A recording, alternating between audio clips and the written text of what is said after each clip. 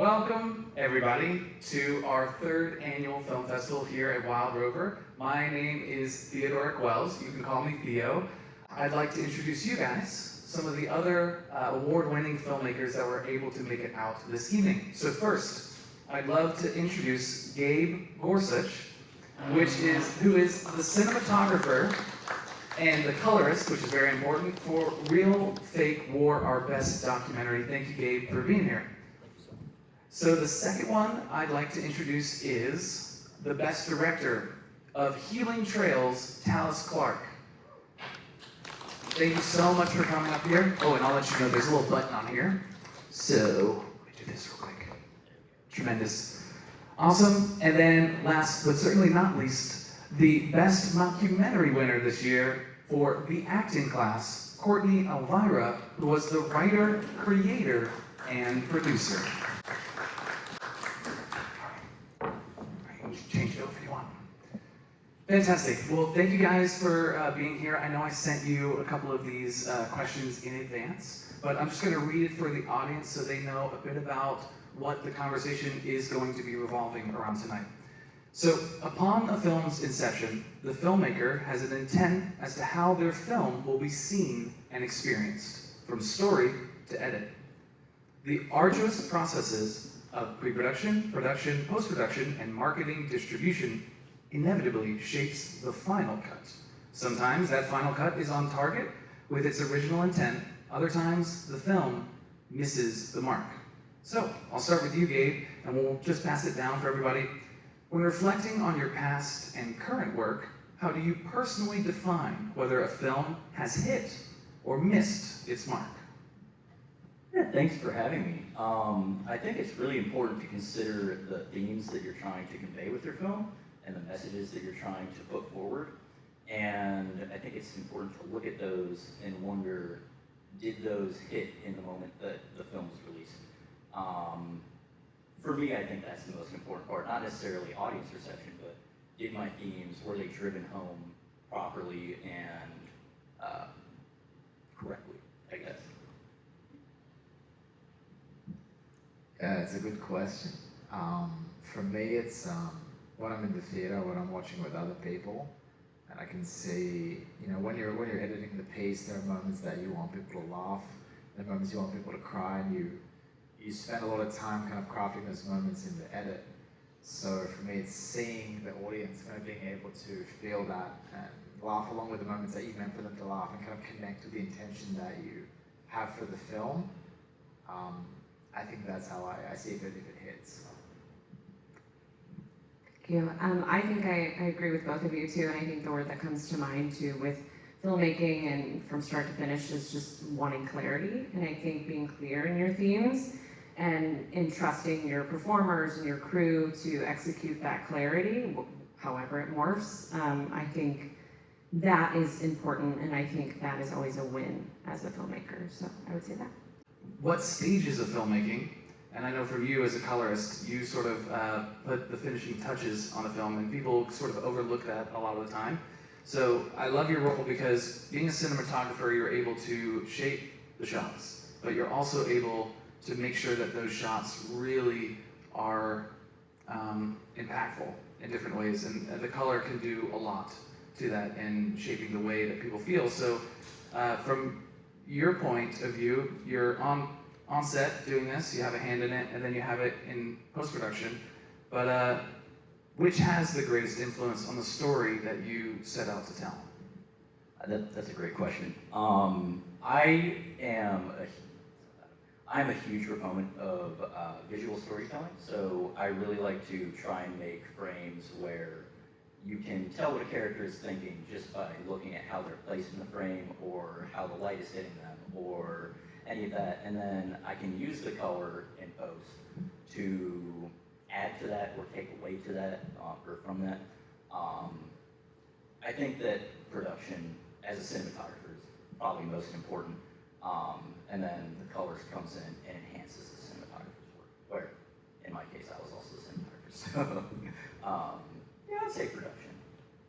I think just to double click on that too, when you're creating short films, that you don't always have the biggest team possible. Sometimes people have to wear multiple hats, they have to do multiple different things. And so I think what I've garnered from you and talking to you earlier is that you really trust yourself, you trust your vision. And so I guess also for people that have a little bit bigger crews, it's about that trust. Trusting that if you're moving it on from the next stage, that they'll take care of it, as long as you communicate that vision, and you did such a wonderful job. Thank you so much. Yeah. That was partially the crew. But I think having a crew that you can depend on is a huge part of that. Yeah, I think crew is the most important part. If you don't get along with your crew, then nothing's going to get done. Beautiful. Yeah. Yeah, if you don't get along with the crew, it's not a good vibe. Yeah. Can you just read the question for me? Sure. Yes, absolutely. So what stages of filmmaking, from pre-production to post, has the greatest influence on the story you set out to tell? I'm going to go with pre-production. Pre-production, yeah. I feel like if it's post, for me at least, it's a bit late in the game.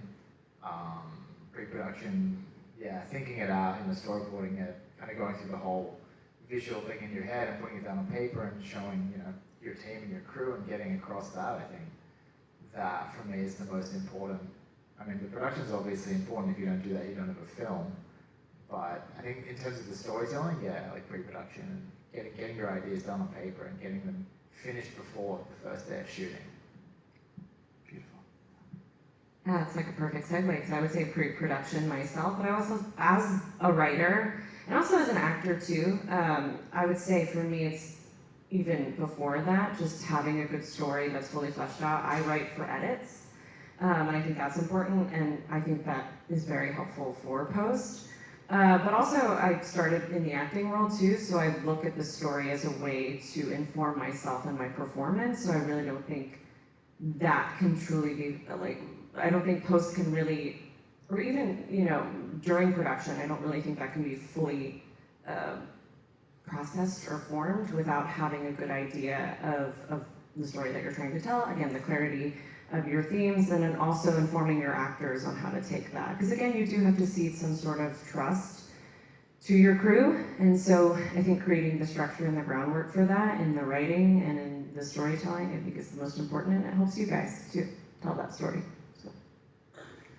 Definitely, and just for those that are tuning in and may not have seen these films, so 2 are documentaries and 1 is a mockumentary. Now, this is really interesting for me because I'm going to go a little bit off script, because I think there is, I'll start with the documentaries and I'll move to the mockumentary, is that I think people overlook the writing that goes involved or the pre-production that goes involved in a documentary because they think it's not narrative.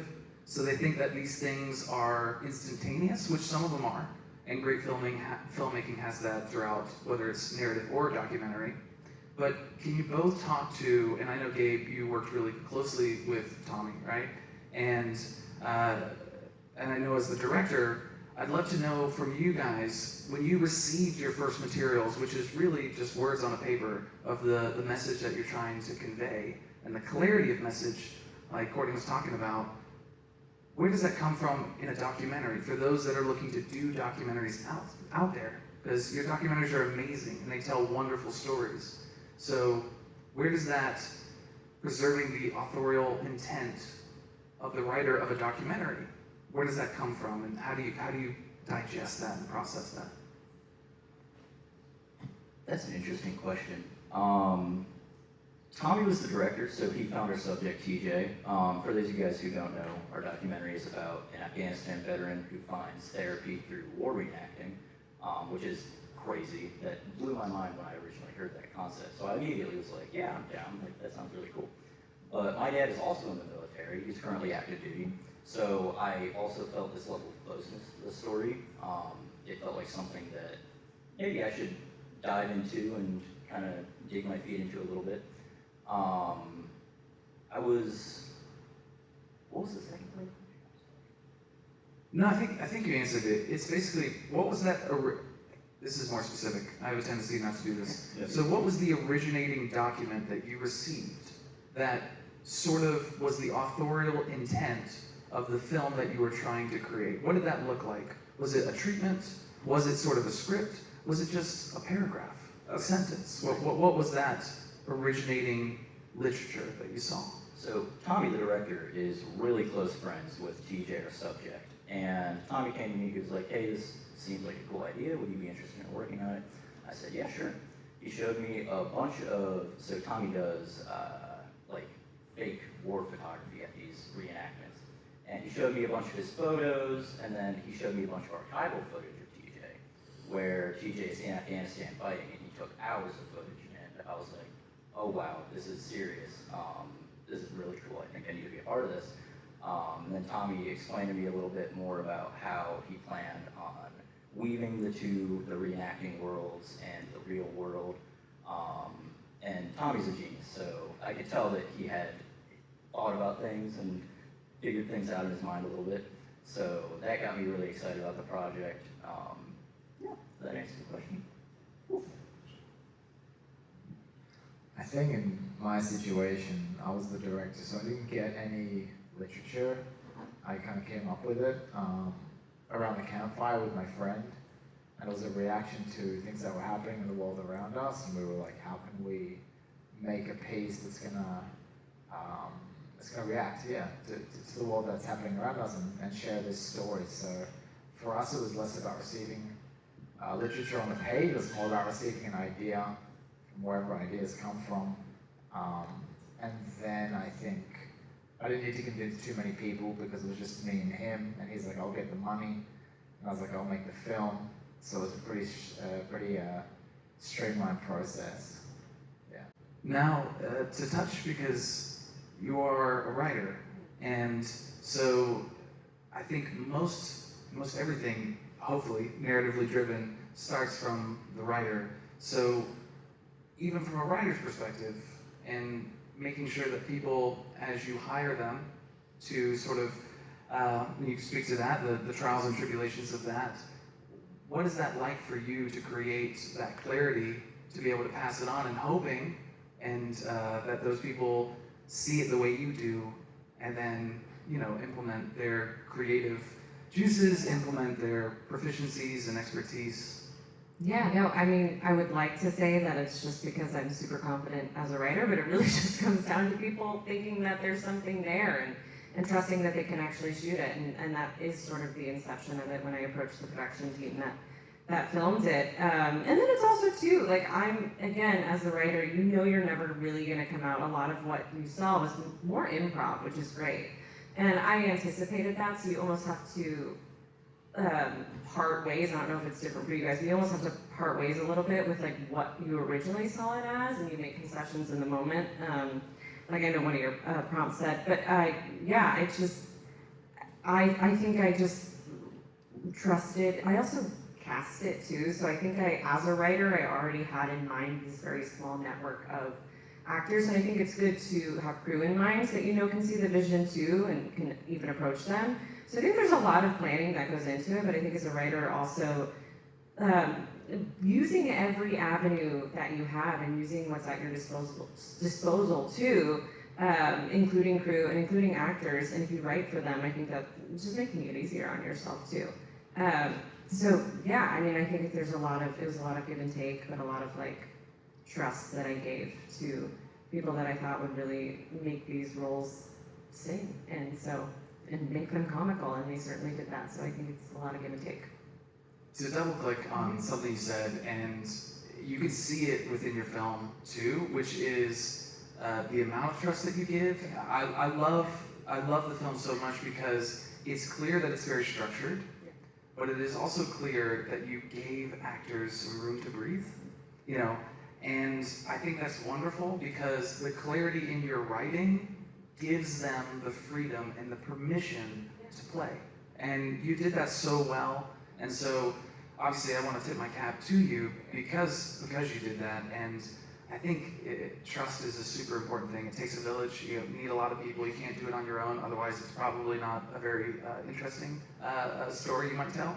But you did that so well, and the clarity and trusting everybody else, it was spot on. Yeah, they were great. A lot of the scenes were shot right in the moment.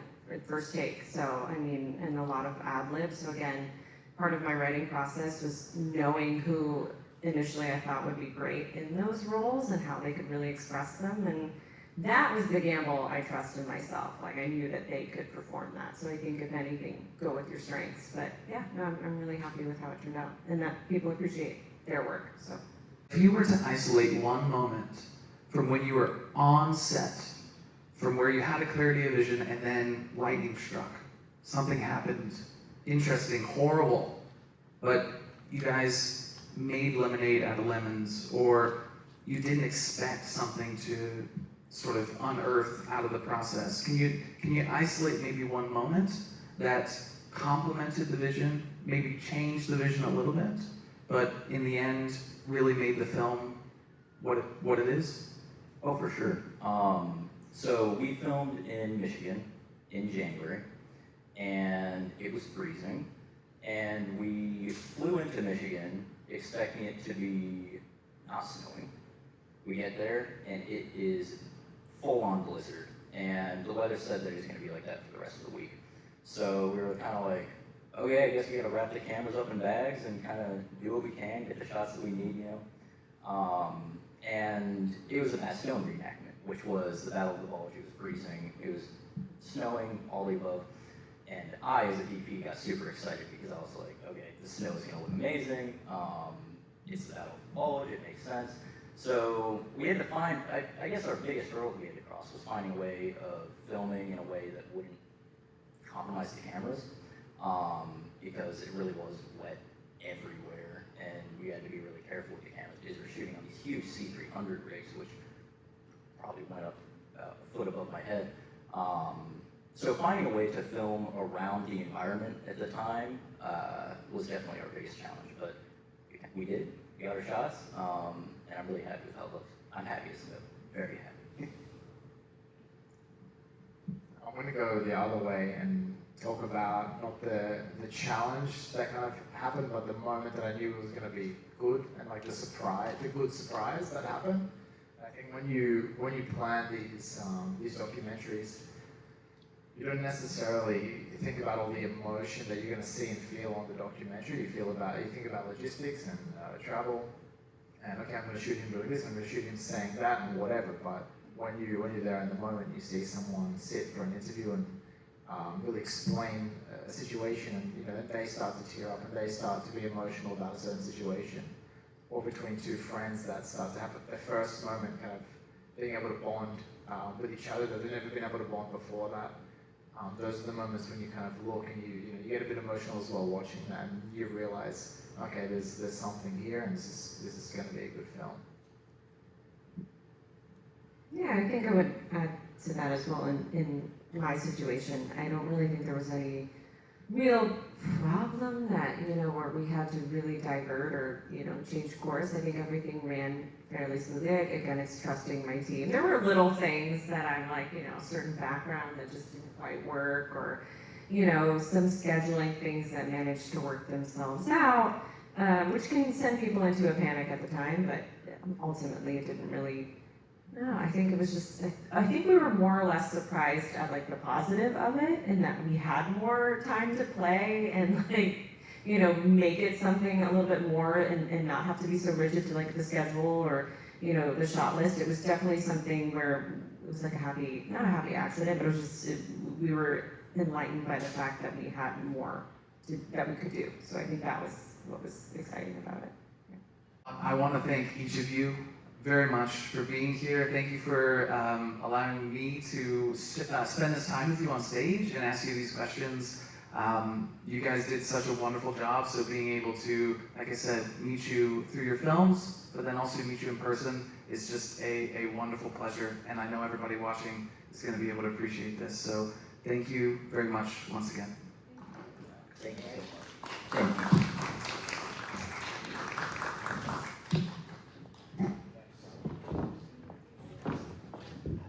And I've got awards for all of you.